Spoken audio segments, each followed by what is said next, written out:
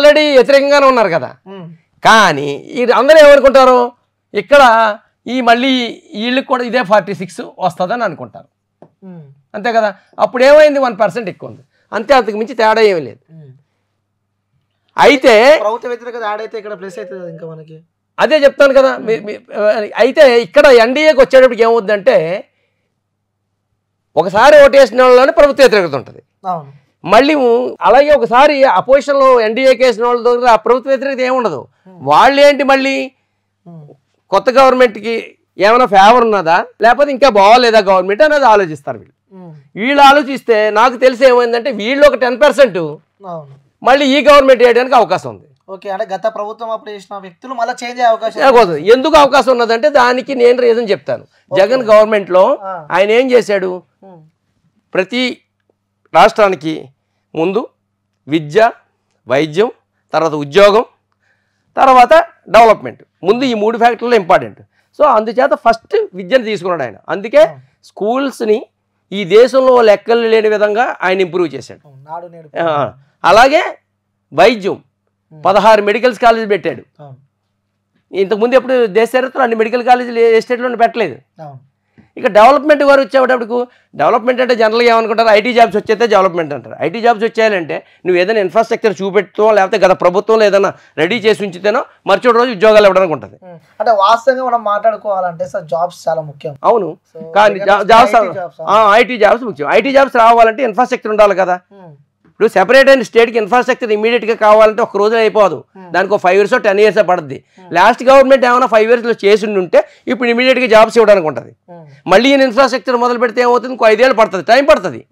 కాబట్టి ఇమీడియట్గా దాన్ని ఆ గ్యాప్ని ఫిల్ చేయడం వాళ్ళు ఏం చేసేటంటే, వాలంటీర్ వ్యవస్థ ద్వారా ఎంతో కొంత వేతనాన్ని వాళ్ళు ఖాళీగా ఉంచకుండా ఎంతో కొంత వేతనం ఇచ్చి వాళ్ళని ఉద్యోగులు చేసి అది సాటిస్ఫై చేయగలిగాడు.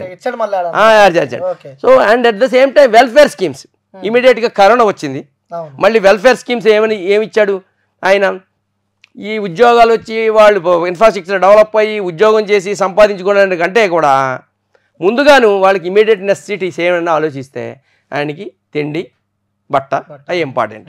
సో ఆ తిండి వాళ్ళు కాబట్టి మనకి ఎస్సీ ఎస్టీ లేకపోతే బీసీ లోవర్ మిడిల్ క్లాసు వీళ్ళందరినీ కొంచెం సాటిస్ఫై చేయాలంటే ఇమీడియట్ కరోనా వచ్చిన టైము.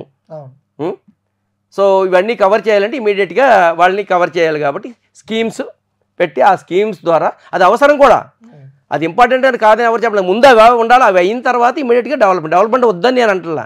కానీ డెవలప్మెంట్ ఎంత మేరకు చేయగలిగాడు ఆయన అనేది కూడా మనం ఆలోచించాలి. చేయలేదు రోడ్లు వేయలేదంటే రోడ్లు కూడా వేయలేదు చూడండి. లాస్ట్ గవర్నమెంట్లో ఎంత 30,000 crores ఎంత ఖర్చు పెడితే 43,000 crores ఈయన ఖర్చు పెట్టాడు. అంటే సార్ మనం ఒకటి వాస్తవంగా మనము ఏపీ రోడ్లపైకి వెళ్తుంటే మనకి ముఖ్యంగా రోడ్లు, సో అంటారు అంటే ఒక ఉదాహరణ చెప్తారు కదా, సో ఒక ప్రెగ్నెంట్ ఉన్న అమ్మాయి ఆ రోడ్లపైకి వెళ్తే అక్కడనే డెలివరీ అయిపోతే అంత పరిస్థితి, దీర్ఘమైన పరిస్థితి ఏపీ ఉంది. సో ఏపీ రోడ్లు చాలా దరిద్రంగా ఉన్నాయి. సో అది కూడా చాలా మైనస్ అయ్యే అవకాశాలు ఉన్నాయి. ఓకే, మీరు అన్నది కరెక్టే.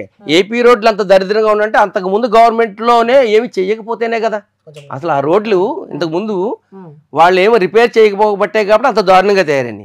సో వచ్చిన తర్వాత మీరు అనుకున్నంత లేదు, మేము వెళ్ళి చూశాను కొన్ని చోట్ల మీరు అన్నట్టుగా నిజంగానే బాగోలేదు రోడ్లు, స్టార్టింగ్లో బాగోలేదు, స్లోగా ఆయన ఇంప్రూవ్ చేసుకుంటూ వచ్చాడు. End of the road day ఏమైంది, కొన్ని రోడ్లు కాకినాడ లాంటి చోట చూసాం కొన్ని రోడ్లు. ఇదేంటి ఇంకా వేయలేదు, ఎలక్షన్ వచ్చేసింది రోడ్లు వేయలేదు ఏంటి అని అడిగితే, లేదండి గత ప్రభుత్వంలో చేసిన కాంట్రాక్ట్ అండి, వాళ్ళు బిల్లులు రాక లేకపోతే బిల్లులు వాడేసుకుని చేశారని ఒక విధంగా చెప్తున్నారు కొంతమంది. మరి దానికి మనం ఏం చెప్తాం? సో అల్టిమేట్గా ఏంటంటే ఏ ప్రభుత్వం అయినా చివరికి ఓటు వేయడానికి వచ్చేటప్పటికి డెవలప్మెంట్ ఇంపార్టెంటే, కానీ అంతకంటే వెల్ఫేర్ స్కీమ్స్, ఎడ్యుకేషను, మెడికల్ అవి మోస్ట్ ఇంపార్టెంట్ అనమాట. సో ఓటు వేసేటప్పటికి దాన్ని క్రైటీరియాగా తీసుకుంటారు ఎవరు తీసుకున్నా కానీ. సో ఈ మేజర్ ఫ్యాక్టర్స్ని మళ్ళీ వైఎస్ఆర్ గవర్నమెంట్ రావడానికి ఆల్రెడీ ఎన్డీఏ గవర్నమెంట్ అపోజ్ చేసిన వాళ్ళందరికీ కూడా స్కీమ్స్ అందినాయి. సో స్కీమ్స్ అందిన వాళ్ళు ప్రతిఫలం పొందిన వాళ్ళు కంపల్సరీ మళ్ళీ వాళ్ళు వేయడానికి అవసరం ఉంది. ఎప్పుడైతే మీకు ఈ ప్రభుత్వ వ్యతిరేకత ఉన్నదో మళ్ళీ ఈ వ్యతిరేక ఓటు నుంచి కూడా మనకి పాజిటివ్ అవుతుంది. సో అందుచేత ఏమవుతుందంటే మళ్ళీ ఇందులో ఒక 10% వస్తే 4.6 కలిస్తే ఈయనకి, ఇందులో మళ్ళీ 4.6 ఓటు కలిస్తే ఇది 45.45 ప్లస్ 4.6 ఇప్పుడు ఏమైంది 49.6 40 50.05. సారీ 50.05 అయింది, 50.05 అయింది. అంటే స్టిల్ మీకు ఆయనకు కావాల్సిన ఓటు బ్యాంక్ వచ్చేసింది. సో ఆ విధంగా మీ పర్సంటేజ్ వెల్ఫేర్ స్కీమ్స్ చూసుకుంటే ఈ విధంగా ఉన్నది. సో ఇంకొక మూడో ఫ్యాక్టర్ ఏంటంటే విశ్వసనీయత, అంటే క్రెడిబిలిటీ ఆఫ్ ద లీడర్స్. అరే నిజంగా అది ఇంపార్టెంట్. అది ఆ విధంగా చూస్తే ఏమవుతుందంటే గత ప్రభుత్వంతో కానీ ఈ ప్రభుత్వంతో పోల్చి చూస్తే జగన్ ఆయన వైఎస్ఆర్ నుంచి ఆయన ఇచ్చిన ప్రతిదాన్ని ఫుల్ఫిల్ చేసుకుంటూ వస్తున్నాడు. అరే మన చెప్పింది ప్రతిదాన్ని స్కీమ్స్ని ఇంప్లిమెంట్ చేశాడు ఆయన.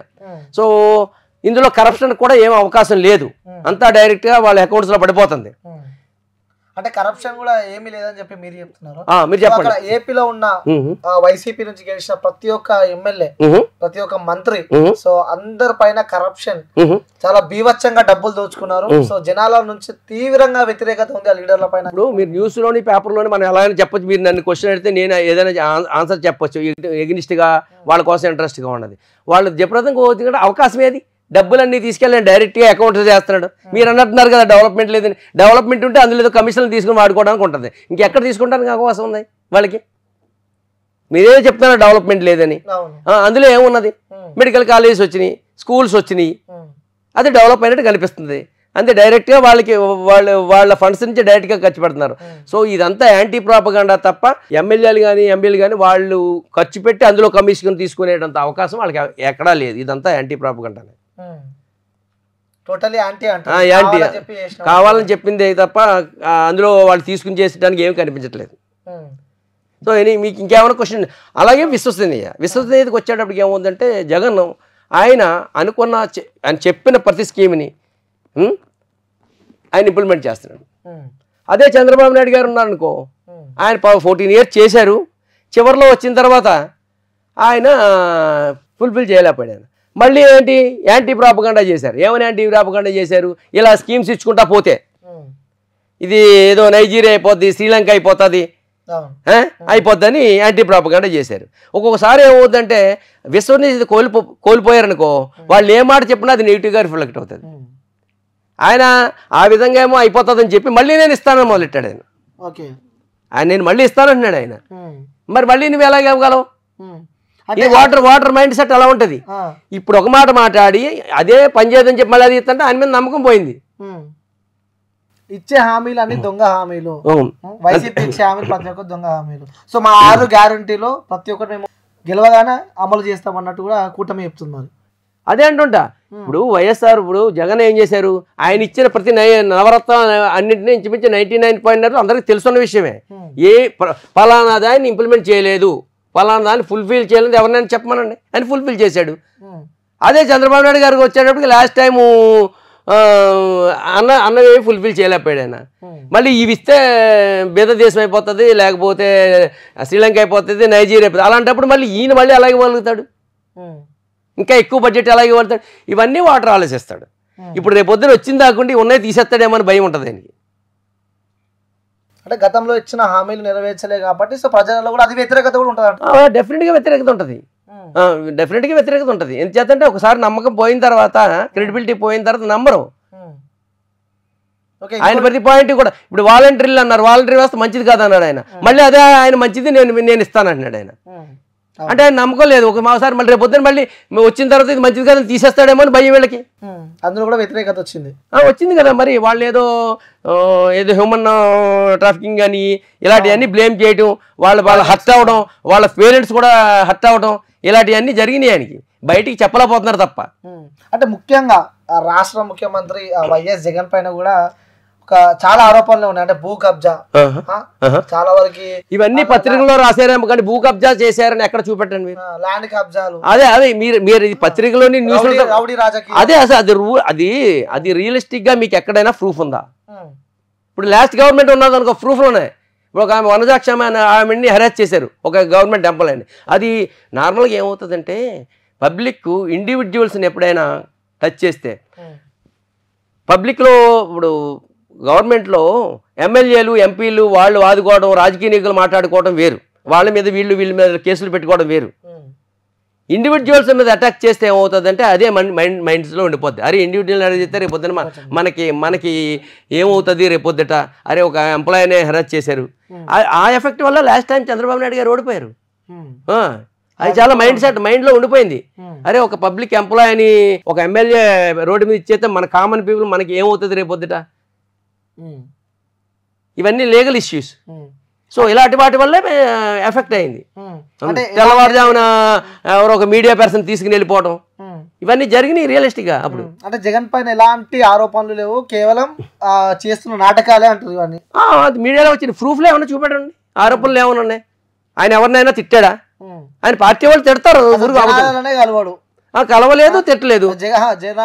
జగన్ అనే వ్యక్తి అధికారంలో కూర్చున్నప్పటి నుంచి జనాల దగ్గరకే రాడు. ఓకే, మీట్లు పెట్టాడు. ఓకే, జనాలతో సరిగా మాట్లాడాడు. ఇప్పుడు కొంతమంది చేతల మనిషి అంటారు, ఆయన చేతల మనిషి, మాటల మనిషి కాదు. ఆయన చేతలో చేశాడు. ఆయన ఇస్తానన్న మాట నిలబెట్టుకున్నాడు. నీకు పబ్లిక్ ని వచ్చి మాట్లాడడానికి అవకాశం లేకుండా అన్నీ ఆయనే చేసేస్తున్నాడు. ఇప్పుడు వాలంటీర్ని ఇంటికి పంపించి నీకు పని చేసి పెట్టేస్తున్నాడు ఆయన. నీకు నువ్వు ఆఫీస్కి వెళ్ళవలసిన పని లేదు, గవర్నమెంట్ నన్ను క్వశ్చన్ చేయాల్సిన అవసరం పని లేదు. అందుకే ఆయన మాట్లాడవలసిన అవసరం లేదు. మాట్లాడకపోతే 3 కోట్ల మంది ఎన్నిసార్లు ఎప్పుడు మాట్లాడగలడు ఆయన? అడ్మినిస్ట్రేషన్ అంటే అది నువ్వు చేయడం కాదు, ఒక లీడరు కొంతమంది చేత చేయించాలి. That is administration. అందుకోసమే జగన్ నేను 24 గంటలు పని చేస్తానంటే అవ్వదు. నువ్వు 8 గంటలు పని చేయి, 8 లక్షల మంది చేత పని చేయించుకో. అలా జగన్ చేస్తాడు అంతే. 100% ఆయన చేస్తున్నాడు. అది వాటర్లోకి వెళ్ళిపోయింది, మైండ్ సెట్లోకి. ఇది యాంటీ ప్రాపగండా తప్ప ప్రతి వాటర్ మైండ్ సెట్లోకి అది వెళ్ళింది. 100% ఆయన గవర్నమెంట్ ఏ విధంగా చూసినా వీళ్ళు ఎన్డీఏ గవర్నమెంట్ ఈ పర్సంటేజ్ని దాటి వెళ్ళలేరు. అందుకే ఈ మధ్య ఏదో ఆయన ఐపాక్ వాళ్ళతో నేను 160 వస్తానండి, మేబీ రావచ్చు. ఆయన అంతమందిని గెలిపించుకుని ఆయనకి అంత కాన్ఫిడెన్స్ ఉండాలి. మనం ఎలా మాట్లాడుకుంటున్నామంటే అది కూడా ఈ దేశంలో ఎవడో కూడా నువ్వు నాకు మంచి చేసావని అనుకుంటేనే నాకు ఓటేమని అడిగిన వాళ్ళు ఎవరు లేరు. వేరే వాళ్ళు అలా అడగలుగుతున్నారా? నేను 14 సంవత్సరాలు ఇది చేశాను, మేము ముగ్గురం కలిసి ఇచ్చేస్తాము అని ఏం అడగట్లా. ఆయన వద్దు, ఆయన వద్దు, ఆయన వద్దు, ఆయన వద్దు, ఆయన వద్దు, ఆయన దేనికి వద్దు? What is the reason? మంచిగా చేసేవాడు వద్దన్న అవసరం వచ్చింది. ఓటర్ అదే క్వశ్చన్ చేసుకుంటున్నాడు. ఓకే, అంటే ముఖ్యంగా ఈ ఎన్నికలకు సంబంధించి కూడా ఏపీలో సో పెద్ద సంఖ్యలో ఓటింగ్ పర్సంటేజ్ కూడా పెరిగింది. ఆ యువకులు, కొత్త ఓటర్లు, సో చాలా మంది కొత్త ఓటర్లు ఓట్లు వేశారు. సో ప్రతి ఒక్కరు ఆ బీసీ ఓటింగ్ కూడా పెద్ద ఎత్తున పవన్ కళ్యాణ్ వైపు, ఈ కూటమి వైపే ఉన్నారు అని చెప్పి కూడా సో వార్తలు ఇస్తున్నాయి. అంటే మనం రియలిస్టిక్ గా మాట్లాడుకోవాలి. సో పవన్ కళ్యాణ్ వైపు ఓటు ఉన్నారు, మీరు అన్నది అని నేను అంటాను. కొంతవరకు పవన్ కళ్యాణ్కి మూవ్ అవుతున్నారు. మరి లాస్ట్ టైం రిజల్ట్స్ తో పోలిస్తే మనం దాన్ని కంపేర్ చేసుకోవాలి. లాస్ట్ టైం ఆయనకి ఎంత 5.5% వచ్చింది, అవునా? ఇప్పుడు ఓటర్లు అంతా వచ్చేస్తే 50% వచ్చేస్తుందా? Is it possible? ఇంకో 5% పెరగచ్చు, 10% అవ్వచ్చు, అంతే కదా? అయినా ఎక్కడి నుంచి వచ్చారు కొత్త ఓట్లు? ఎంత పర్సెంటేజ్ వచ్చింది? ప్రతి వయసు వాళ్ళు అందరూ జనంలో ఉన్న లీడర్ కదా. పవన్ కళ్యాణ్ వ్యక్తి సో ఓడిపోయినప్పటి నుంచి ఇప్పటిదాకా గ్రౌండ్ లో ఉన్న లీడర్. ఆయన ఎక్కడున్నాడు? ఎక్కడ లేడు. ఆయన జనాల మధ్య ఎక్కడ తిరగలేదు. ఈవెన్ స్టిల్ ఇప్పుడు కూడా జగన్ ఇచ్చిన ఫోటోలు, జగన్ గారు ఇచ్చిన ఫోటోలు ఆయన యాత్రలో ఆయన ఇవ్వలేకపోయాడు. అంటే ఎన్నికలు వస్తున్నాయని చెప్పి 2 నెలల ముందు బయటకు వచ్చిన వైఎస్ జగన్ అంటున్నారు. ఆయన ఎప్పుడు ప్రజల్లో ఉన్నట్టే లెక్క. ఒక చీఫ్ మినిస్టర్ ప్రజల్లో రోడ్ల మీద తిరుగుతాడే ఏంటి? అడ్మినిస్ట్రేషన్ మానేసి ప్రజలకి ఏం కావాలో ఆయనకు తెలుసు కాబట్టి ఆయన ఫుల్ఫిల్ చేస్తూ వాళ్ళ టీం ద్వారా, అదే వాళ్ళ యంత్రాంగం ద్వారా కావాల్సినవన్నీ ప్రజలకి అందించాడు. మొత్తానికి ఓటింగ్ పర్సెంట్ అంతా పోలో ఓకే. సో కొన్ని రోజుల రిజల్ట్ రాబోతుంది. సో మీ అనాలిసిస్ ప్రకారం కూడా ఈసారి మాత్రం మళ్ళీ వైఎస్ జగన్ వస్తారని చెప్పి 100% అందులో ఏ విధమైన అనుమానం లేదు. గట్టి కాన్ఫిడెంట్. ఎందుకంటే అవతల ఇప్పుడు మీరే ఆర్గ్యూ చేయండి, మీరు చెప్పండి ఎందుకు ఎన్డీఏ వస్తుందని మీరు చెప్తున్నారో చెప్పండి. మీరు ఎందుకు వస్తుందో నేను పర్సెంటేజ్ ఆఫ్ ఓట్స్ చెప్పాను. నేను ఆల్రెడీ 50% ఆయన ఉన్నాయి. ఆ 50% ఒకసారి 50% కూడా తగ్గొచ్చు కదా. అదే అది తగ్గడానికి ఓటర్ ఆలోచిస్తాడు. నేను వెనక్కి ఓటు వేయాలంటే ఒకసారి ఇంట్రెస్ట్ కొద్దిగా వేసాడు, ఇప్పుడు ఇంకా స్కీమ్స్ నడుస్తున్నాయి, నేను ఓటు వేయాలంటే ఈయన ఏం చేయలేదని నేను వెనక్కి వేయాలని ఓటు ఆలోచిస్తాడు. నేనేదో 5% 10% మీరు చెప్పాను తప్ప ఆ 10% కూడా తగ్గదు. అది 2% 5% తగ్గుతుంది. ఎందుచేత అంటే ఎగ్నిస్ట్ ఏమీ లేదు. Anti propaganda. ఎప్పుడు కూడా ఓటు అంటే ఏంటి? తను నేను ఎవరికి వేస్తున్నానో చెప్పడు. అవును. ఈ పబ్లిక్లో సర్వేలు గిరివేలు అన్నీ ఏంటి, పబ్లిక్లో ఎవరు చెప్పరు, మనసులో ఉంటుంది. మనసులో ఏమనుకుంటాడో మన రీజన్స్ కావాలి. ఆయన రీజన్స్ ఏంటంటే నేను వెయ్యాలా వద్దా, ఎందుకు వేయాలి ఎందుకు వేయకూడదు, ఉన్న గవర్నమెంట్కి నేను ఎందుకు వేయాలి, పాతవాడు వేసాడు 50%, ఎందుకు వేయాలంటే ఆయనకి 90% ఆఫ్ ద ఫ్యాక్టర్స్ ఆయనకి వేయడానికే రీజన్ చూపుతున్నాయి. వెయ్యకపోవడానికి ఆయనకి నెగిటివ్ లేదు, అపోజిషన్ పార్టీకి అంత స్ట్రెంగ్త్ లేదు వీళ్ళు ఏం చేస్తామని చెప్పడానికని అపనమ్మకం. సో అందుచేత వైఎస్ఆర్ జగన్కే వేయడానికి 100% నమ్మకం ఉన్నది. ఈవెన్ 10% కూడా 5% అది జనరల్గా ఉండే ఇది ఇన్ఫ్లుయెన్స్ వల్ల, మీడియా ఇన్ఫ్లుయెన్స్ వల్ల పబ్లిక్ కూడా అంత తెలియదు. 4 సార్లు పదే ఏదో చెప్తే నిజమని నేను నమ్మే పర్సంటేజ్ ఉంటుంది, చివరికి వచ్చాడు ఉంటుంది. Same thing with opposition parties. Okay, so 175కి 175 ఈసారి పక్క కన్ఫర్మ్ అని చెప్పి అంటున్నారు. ఇప్పుడు 175కి 175 అంటే నార్మల్గా ఆయన చేశాను నమ్మకం చెయ్యాలి అని ఉంటుంది. కానీ కొంతమంది ఆయన నిలబెట్టిన క్యాండిడేట్స్లో కూడా 175 మంది ఫేవరబుల్గా ఆయన చెప్పినట్టుగా చేయలేకపోవచ్చు, ఆ ఓటుని తీసుకురాలేకపోవచ్చు. ఆయన రావాలని ఉంటుంది, కానీ అందులో 10 మందో 20 మందో నెగిటివ్ ఉండొచ్చు.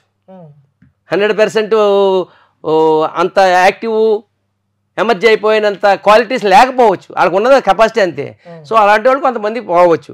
అల్టిమేట్గా ఏంటంటే నాకు తెలిసి అయితే మినిమం 110 వస్తాయి, అది తర్వాత ఎంతైనా రావచ్చు అని అనుకుంటున్నాను నేను. ఈ మధ్య అందరినీ ఓటర్స్ని గ్రౌండ్ లెవెల్లో చూసిన దాన్ని బట్టి. ఓకే, సో మొత్తానికి అయితే ఏపీ గడ్డపై మరోసారి వైసీపీ జెండా ఎగరబోతుంది 100%. అందులో ఏమీ తేడా లేదు, ఎందుకంటే ఇవే ఫ్యాక్టర్స్ మీరు సొంతంగా అనలైజ్ చేసుకోండి. అపోజిషన్ ఎప్పటికీ స్టిల్ లోవర్ హ్యాండ్లోనే ఉంది, అది ఎప్పుడు అప్పర్ హ్యాండ్ రీచ్ కాలేదు. వాళ్ళు అంత స్ట్రాంగ్ అంటారు, అంత స్ట్రాంగ్ ఉంది, అప్పర్ హ్యాండ్ రీచ్ కాలేకపోయారు. మనం ఏదో ఫిగర్స్ మీడియాలో అనాలిసిస్లు తప్ప ఏదో డెవలప్మెంట్ లేదో అనే, డెవలప్మెంట్ లేదంటే డెవలప్మెంట్ చేసింది కూడా వాళ్ళు చెప్పుకోలేకపోయారు. ఇప్పుడు చేసిన వాళ్ళు చెప్పలేరు, నెగిటివే తొందరగా వెళ్ళిపోతుంది, నెగిటివ్ వెళ్తుంది. సరే చివరిగా ఓటు వేసాడు మళ్ళీ ఆలోచిస్తాడు. 100%. Okay sir, thank you sir, thank you so much. Thank you.